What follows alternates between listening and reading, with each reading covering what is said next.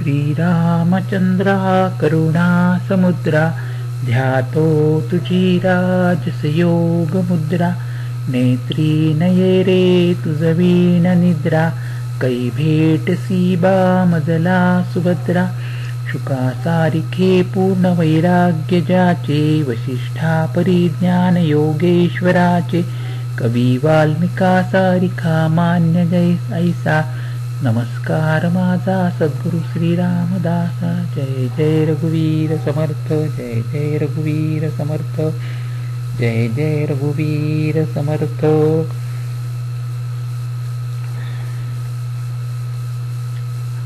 हनुमंताने केलेल्या कार्याबद्दल सुग्रीवाने त्याची उराउरी भेट घेतली आणि अभिनंदन केले। नंतर सुग्रीवासह सारेजण श्रीरामांकडे गेले। करुणा सिंधू श्रीराम सर्व वानरांना आलिंगन देऊन भेटले आणि क्षेमकुशल विचारले। जांबुवंत म्हणाला, हे रघुनाथा, ज्याच्यावर तुम्ही दया करता त्याचे नेहमीच कल्याण आणि क्षेम असते। देव, मनुष्य, मुनी हे सर्वजण त्याच्यावर प्रसन्न असतात। हे नाथा, पवनसुत हनुमंताने जे केले आहे ते सहस्त्र मुखांनी सुद्धा वर्णन करणे शक्य नाही। नंतर जांबुवंताने हनुमंताचे सुंदर कार्य रघुनाथांना ऐकविले। ते ऐकून कृपानिधी श्रीरामांच्या मनाला खूप आनंद झाला। त्यांनी हनुमंतास प्रेमाने पुन्हा पुन्हा आलिंगन दिले। श्रीराम हनुमंतास म्हणाले, हे तात, सीता कशी राहते व आपल्या प्राणांचे रक्षण कसे करते आहे? हनुमंत म्हणाला, श्रीरामा, तुमचे नावच रात्रंदिवस पहारा देणारे आहे। तुमचे ध्यान हेच दरवाजाप्रमाणे आहे। सीतेचे नेत्र तुमच्या चरणी लागलेले असतात। ते कुलपाप समान आहेत। मग प्राण कोणत्या मार्गाने जाणार? येताना मला सीतामाईने आपला चुडामणी दिला आणि तो रघुनाथाने तो आपल्या हृदयाशी लावला। हनुमान पुढे म्हणाला, हे नाथ, सीतामाता अश्रुपूर्ण नेत्रांनी मला म्हणाली, श्रीरामचंद्रांचे चरण धरून सांग की हे दीनबंधू, तुम्ही शरणागताचे दुःख हरण करणारे आहात। मी मन, वचन आणि कर्माने तुमच्या चरणांची अनुरागिणी आहे। मग तुम्ही कोणत्या अपराधासाठी माझा त्याग केला? तुमचा विरह होताच माझे प्राण निघून गेले नाहीत, हा माझ्यात असलेला दोष आहे। परंतु हे नाथा, हा माझ्या नेत्रांचा अपराध आहे। नेत्रांना आपल्या दर्शनाची आस लागून राहिली आहे, त्यामुळे प्राण जात नाहीत। हनुमंत पुढे म्हणाला, हे श्रीरामा, सीतामातेचा एक एक क्षण कल्पाप्रमाणे जात आहे। म्हणून हे प्रभू, लगेच निघून बाहुबलाने दुष्ट रावणाच्या सेनेचे निर्दालन करून सीतामातेला घेऊन या। सीतेचे दुःख ऐकून सुखाचे धाम असलेल्या प्रभूंचे कमलनयन अश्रूंनी भरून आले। श्रीराम हनुमंतास म्हणाले, मन, वचन आणि शरीराने जिला माझाच आश्रय आहे, तिच्यावर स्वप्नात तरी विपत्ती येईल काय? श्रीराम पुढे म्हणाले, हनुमंता, तुझ्यासारखा माझ्यावर उपकार करणारा देव, मनुष्य किंवा मुनी असा कोणीही शरीरधारी नाही। मी तुझ्या उपकाराची परतफेड कशी करू? माझे मन सुद्धा तुझ्या पुढे संकोचित होत आहे। हे पुत्रा, मी तुझ्या ऋणातून मुक्त होऊ शकेन असे वाटत नाही। श्रीराम प्रभू हनुमंताकडे वारंवार पाहत होते। त्यांचे नेत्र सजल झाले होते आणि शरीर पुलकित झाले होते। प्रभू श्रीरामांचे वक्तव्य ऐकून हनुमंत हर्षित झाला आणि प्रेमाने व्याकुळ होऊन भगवंता माझे रक्षण करा असे म्हणत त्यांच्या चरण कमलांवर त्याने लोळण घेतली। श्रीराम हनुमंताला वारंवार उठवू पाहत होते, परंतु हनुमंत प्रभू चरणांवरून उठायची त्याची इच्छाच नव्हती। प्रभूंचे करकमल हनुमंताच्या शिरावर होते। भक्त आणि प्रभू रामचंद्र यांच्या या स्थितीचे स्मरण होताच भगवान शिवसुद्धा भक्तिमग्न होऊन गेले. थोड्या वेळाने मनाला सावध करून भगवान शंकर पुढील कथाभाग पार्वती माते सांगू लागले. श्रीराम प्रभूंनी हनुमंताला उठवून हृदयाशी कवटाळले. नंतर त्याचा हातात घेऊन आपल्या अगदी जवळ बसविले. श्रीराम पुढे म्हणाले, हे हनुमंता, रावणाने सुरक्षित ठेवलेली लंका व तेथील अवघड किल्ले तू कसे जाळून टाकलेस? प्रभू प्रसन्न आहेत हे पाहून हनुमान अभिमान रहित होऊन म्हणाला, श्रीरामा, मी एका फांदीवरून दुसऱ्या फांदीवर उड्या मारणे हाच तर वानरांचा पुरुषार्थ असतो. मी समुद्र ओलांडून सुवर्णनगरी लंका जाळून टाकली आणि राक्षसांना मारून टाकून अशोक वन उद्ध्वस्त केले. हा सर्व तुमचाच प्रताप आहे. यात माझे मोठेपण नाही. हे प्रभो, तुम्ही ज्याच्यावर प्रसन्न व्हाल त्याला कोणतीही गोष्ट अशक्य नाही. हनुमंत पुढे म्हणाला, हे नाथा, अत्यंत सुख देणारी तुमची भक्ती मला कृपा करून द्या. श्रीराम त्यावेळी म्हणाले, एवमस्तु, असेच हो. भगवान शंकर पार्वतीस म्हणाले, हे उमे, श्रीरामांचा स्वभाव जो जाणतो त्याला भजन सोडून इतर काहीच आवडत नाही. हा स्वामी आणि सेवकाचा संवाद ज्याच्या मनात ठसतो त्याला श्रीरामांच्या चरणांची भक्ती प्राप्त होते. प्रभू श्रीरामचंद्रांचे वचन ऐकून सर्व वानरगण आनंदकंद कृपाळू श्रीरामांचा विजय असो असा जयघोष करू लागले. त्यावेळी श्रीरामांनी कपिराज सुग्रीवाला बोलावून सांगितले की युद्धासाठी निघण्याची तयारी करा. आता उशीर कशासाठी करायचा? वानरांना त्वरित आज्ञा दे. श्रीरामांची ही रावण वधाची तयारी पाहून देवांनी आकाशातून पुष्पवृष्टी केली आणि ते आनंदाने आपापल्या लोकी निघून गेले. सुग्रीवाने लगेच वानर सेनानायकांना बोलावले.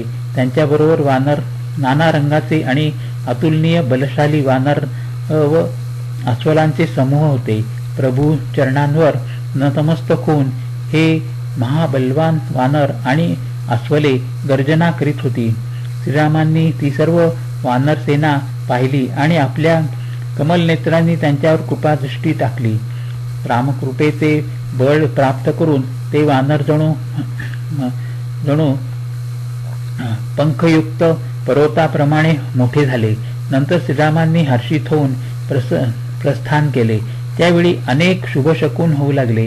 श्रीराम प्रभूंचे प्रस्थान झाले आहे हे जानकीला जाणवले. तिची वामांगे फडकू लागली.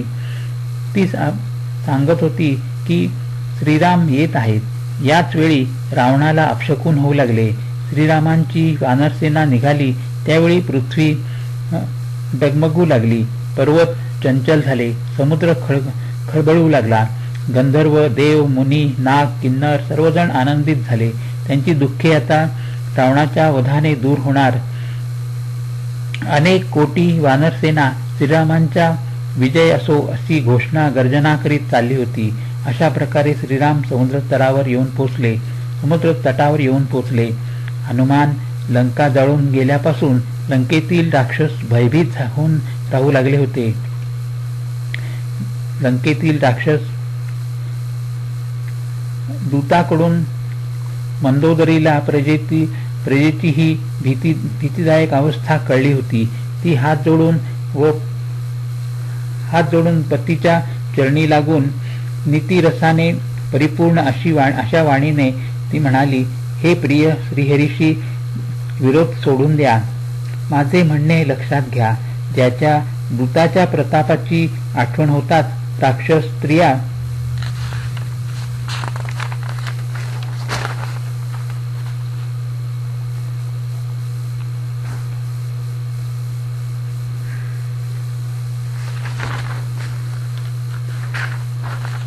स्त्रिया गर्भगळीत होतात. म्हणून जर तुम्हाला आपले भले व्हावे असे वाटत असेल तर आपल्या मंत्र्याला बोलावून त्या रामाच्या पत्नीला परत पाठवून द्या. हे नाथा, माझे ऐका. सीतेला परत केल्याविना भगवान शंकर आणि ब्रह्मदेव सुद्धा तुमचे भले करू शकणार नाहीत. मंदोदरीचा उत्तम उपदेश ऐकून अहंकारी रावण खदखदून हसला आणि म्हणाला, स्त्रियांचा स्वभावच घाबरट असतो. मंगल प्रसंगी सुद्धा घाबरतेस. तुझे मन फारच कच्चे आहे. जरा वानराच्या सेना आल्या तर आपले बिचारे राक्षस त्यांना खाऊन टाकून पोटे भरतील. त्याच्यापुढे लोकपाल सुद्धा घाबरून कापू लागतात. त्याची पत्नी असून तू घाबरतेस ही हास्यास्पद गोष्ट आहे ना. असे बोलून रावण सभेकडे निघून गेला. तो सभेत येऊन बसताच वार्ता आली की शत्रूंची सेना समुद्राच्या पलीकडे आली आहे. त्यावेळी रावणाने मंत्र्यांना विचारले, आता कशी हालचाल करायची याबद्दल सल्ला द्या. त्यावेळी ते हसून म्हणाले, महाराज, आपण देवांना आणि राक्षसांना सहज लीलेने जिंकून घेतलेत. आता मनुष्य आणि वानर यांची काय गणना. ज्यावेळी मंत्री, वैद्य आणि गुरु हे तिघे भयामुळे अथवा स्वार्थाच्या आशेने गोड बोलू लागतात, अर्थात हिताची गोष्ट सांगत नाहीत, त्यावेळी राज्य, शरीर आणि धर्म यांचा त्वरित नाश होतो. रावणावर सुद्धा असाच प्रसंग आला. मंत्री त्याची सारखी स्तुती करीत होते. हा प्रसंग पाहून विभीषण पुढे आला. त्याने आपला ज्येष्ठ बंधू रावणाच्या चरणी मस्तक टेकविले.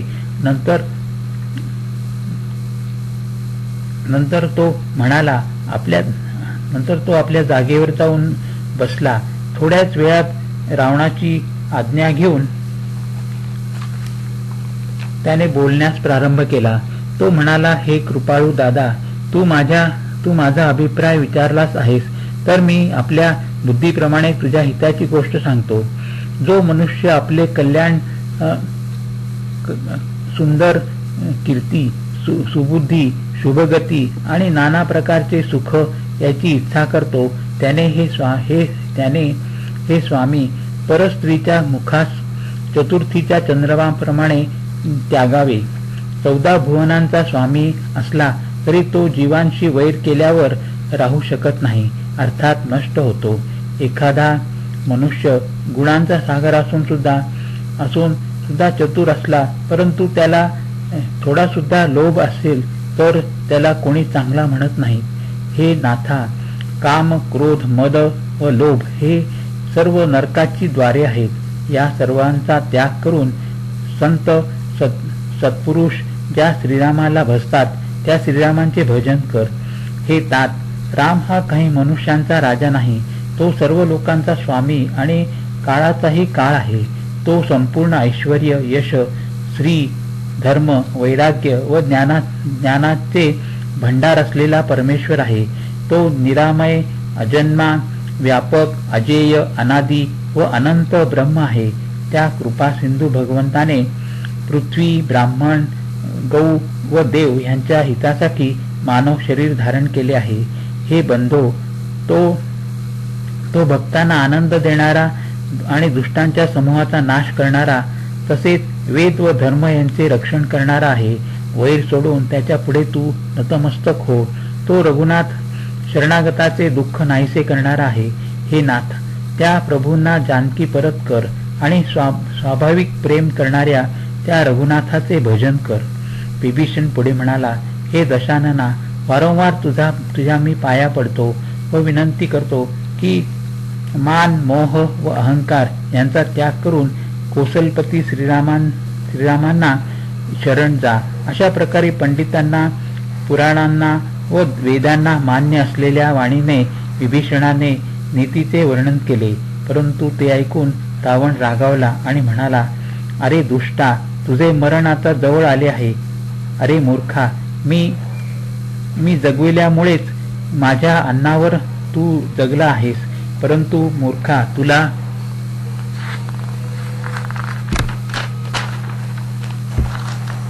शत्रूचाच पक्ष आवडतो. अरे दुष्टा, मी आपल्या बाहुबलाने जिंकला नाही असे जगात कोण आहे ते सांग. माझ्या नगरात राहून त्या तपस्व्यावर प्रेम करतोस. मूर्खा, त्यांना जाऊन भेट आणि त्यांनाच नीतीचा उपदेश कर. असे बोलून त्या दुष्ट रावणाने विभीषणास लाथ मारली. तरीही त्या लहान बंधूने रावणाचे वारंवार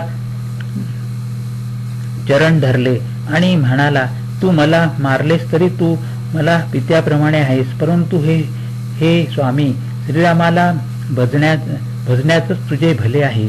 असे म्हणून विभीषण आपल्या मंत्र्यांचं आकाशमार्गाने गेला व जाताना सर्वांना उद्देशून म्हणाला, श्रीराम हे सत्यसंकल्प आणि सर्व समर्थ प्रभू आहेत. तुझी सभा कालाला वश झाली आहे. मी आता श्रीरामांना शरण जातो, मला दोष देऊ नकोस. असे म्हणून विभीषण ज्यावेळी म्हणाला त्याच वेळी रावणाने त्याचा त्याग केला. विभीषण मात्र मोठ्या आनंदात आणि मनात अनेक मनोरथ करीत श्रीरामांच्याकडे निघाला. त्याने निश्चय केला होता की मी भगवंताच्या कोमल व लाल वर्णाच्या सुंदर चरण कमलांचे दर्शन घेऊन कृतकृत्य होईन. हरिओम तत्सत, हरिओम तत्सत, हरिओम.